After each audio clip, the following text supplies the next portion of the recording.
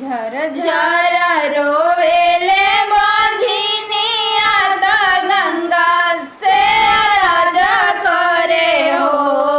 झर झर रोवेले बाझिनिया त गंगा से अरज करे हो।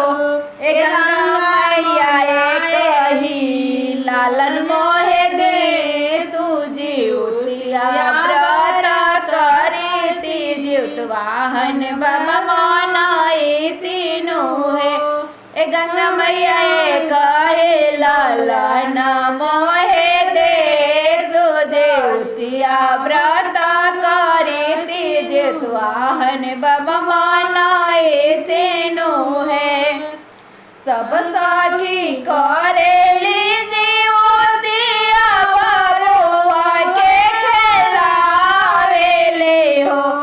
गंगा मैया देखी देखे हरे लमनावा तो तर से लमनावा तो बर से नयनवानु।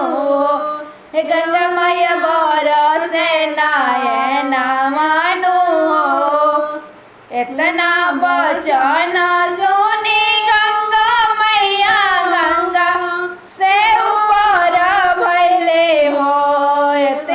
बचन सुनी गंगा मैया जल से ऊपर भैले हो। वही जानी कर मनवा मले न बालक तोरे हम लेबो। वही जानी कर मनवा मले न बालक तोरे हम देबो। जितिया व्रत करी हनु हो। जितिया व्रत तू करे हनु हो।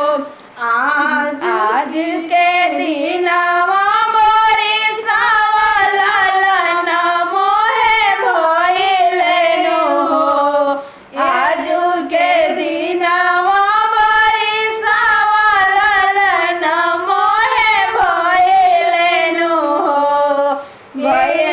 गंगा माई छूटी गईल बाझिनी के नामवा व्रत कईनु हो।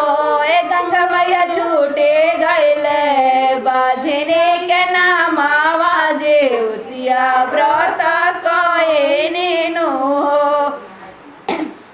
गंगा मैया छूटे गईल बाझिनी के नामा